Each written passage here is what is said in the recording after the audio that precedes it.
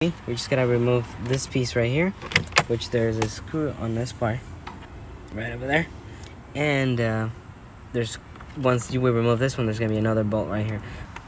Alright guys, so this is the screw we're gonna remove. Super easy. Once we take that one off, we can remove this piece.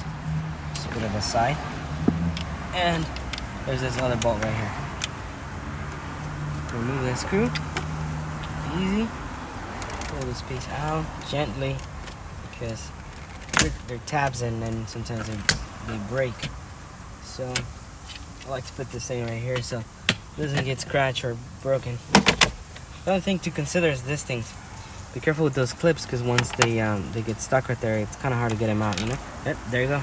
So one is out. I have to look for that later. And then it's gonna be these two bolts right here, which we're gonna remove right here. And this is just to remove the hazard. Remove the hazard button.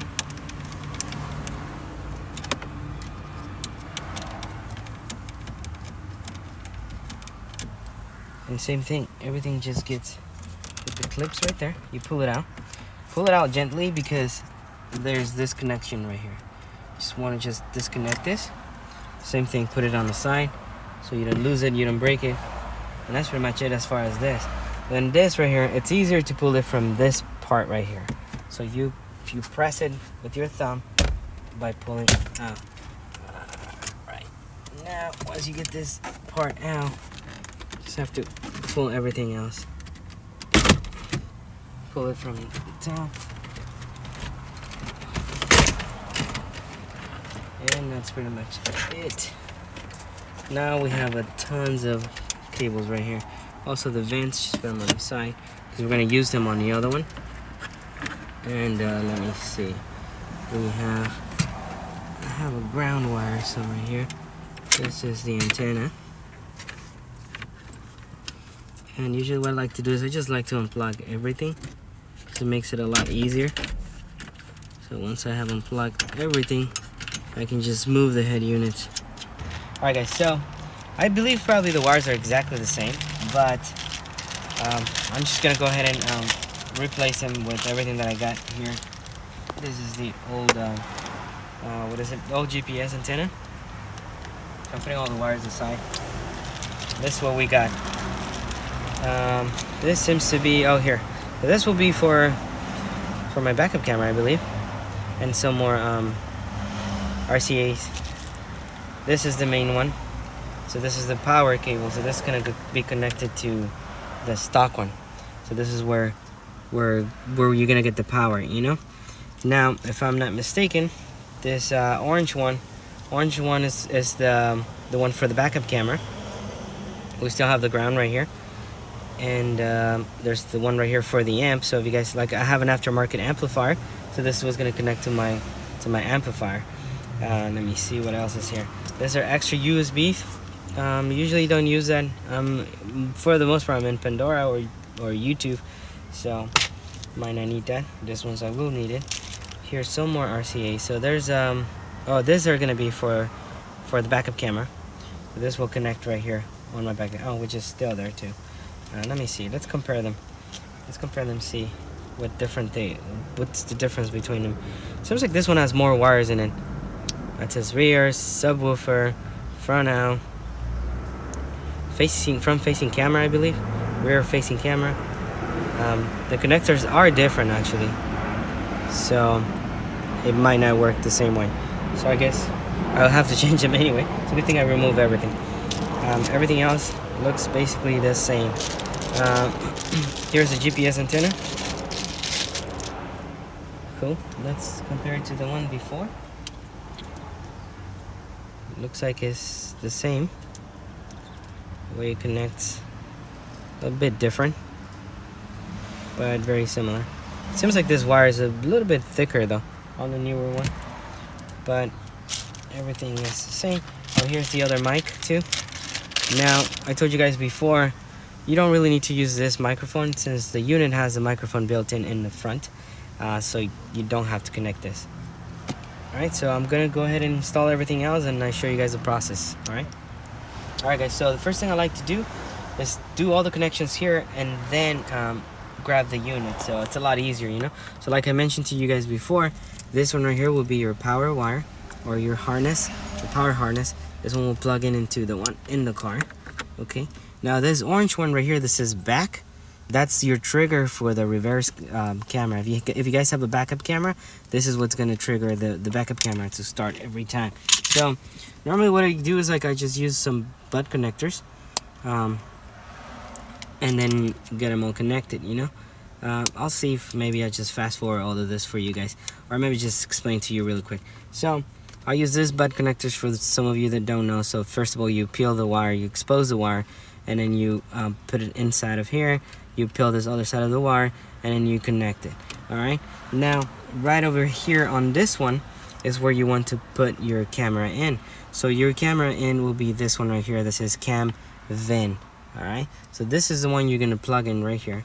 Now every time you plug in this kind of things, it's important to put some electrical tape around so they won't like come undone or loose, you know, and then now you're gonna be wondering what the hell is happening and why your camera is not working, you know. So basically that's it. Then there's this one right over here. I have an aftermarket subwoofer, as I mentioned to you guys, and this is the wire for the subwoofer. Same thing, this one will go right here to give it power. And here's also the ground. The ground will be on the power one, which is right over here. It should say ground right there. So this one, it says ground. This one we're gonna put together. I end up using this bolt right in here. I don't know if you guys can see. To use it for ground. So that's the ground for that. And let me see, I have one more loose wire, which I believe is for my amp, because I have an amplifier. The amp, it just say right here on the harness, it would say amp. My amp is all the way over here. So basically just connect this two and you're pretty much all set. Another spot that I have people asking me where to put the GPS antenna, it's right over here. Let me show you. It'll be on this part right here. I don't know if you guys can really see, it's a little bit dark, but it's that part right there and the far end. I believe that's still part of the dash. So that's where you can basically stick this on the back right there, and that'll do it. That's pretty much it. So let me get all this wire.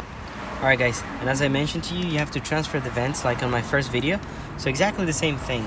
On the other one, what I had to do to the stock one was to cut these little corners right there, otherwise it wouldn't fit right. Everything else just kind of clips right here on each side, and that's the way it works. So obviously find the right side. I think it was backwards, yes, and then just push it in. You hear them click, and that's pretty much it. Same thing with this one right here on the other side. Push it in, hear that click, and you're done. Now, like I said before, these are the clips you have to transfer over. So they're gonna go right here, right here, right here, right here, and this is what's gonna hold the unit in place. All right, so let me do all these things real quick, and then we're gonna go ahead and do the connections and everything else, and we'll be firing this baby up in a minute. All right, guys, so everything is connected. You can miss this. Every single socket it's made for a specific spot. So I mean for its size. So you can't miss it. So everything goes connected there. This is obviously the power harness. This is the GPS antenna. This is the Wi-Fi antenna, and this is the antenna for the AM/FM radio. So that's pretty much it. Everything else is connected. This is the subwoofer. Over here I have the video one for the backup camera, which is this one right here, and everything should be all good. So I'm about to fire it up and then show you guys the startup. All right, I already removed that film. That's the first fingerprint right there. So let me show you guys the startup.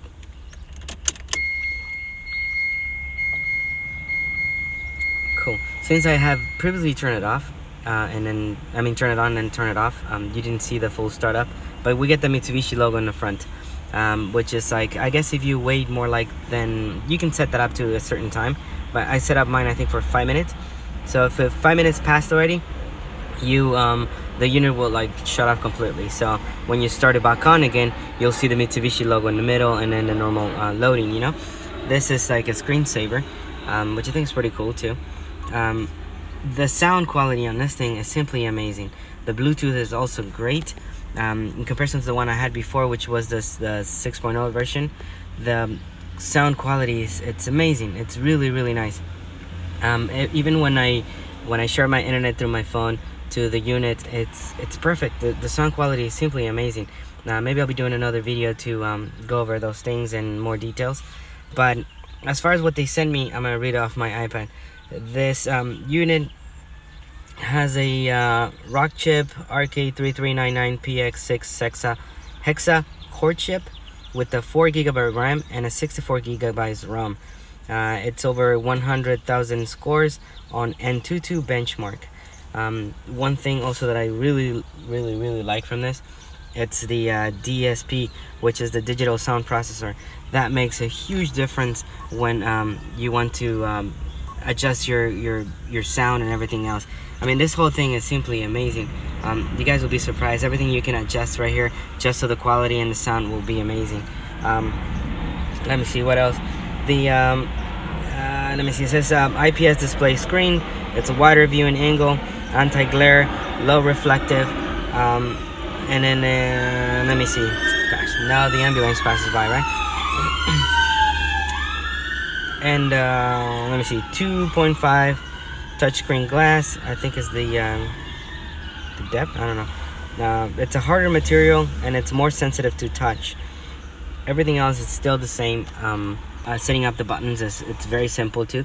You go over to the settings, and then you go where's this car and driving, and then right here it says steering wheel keys.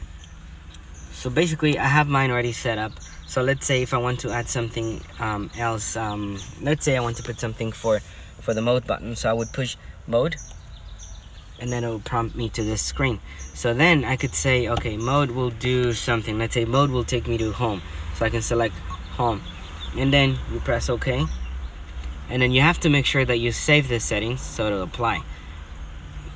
Okay, and then let me go back to home. So now let's say I'm on music, right? And then I want to go back to home. So basically all I'm gonna do is just tap mode button right here. Boom, takes me back to home. Everything's simply awesome. I love this thing. I wouldn't change it for anything else. I love the way it fits and everything. It's always great. I can't complain about that either. It's so smooth. It looks like it belongs in the car. It looks like the car should have been this way, you know? So this is pretty much it for now, but I'll be doing more videos and reviewing more as I explore through this new unit. All right, thank you.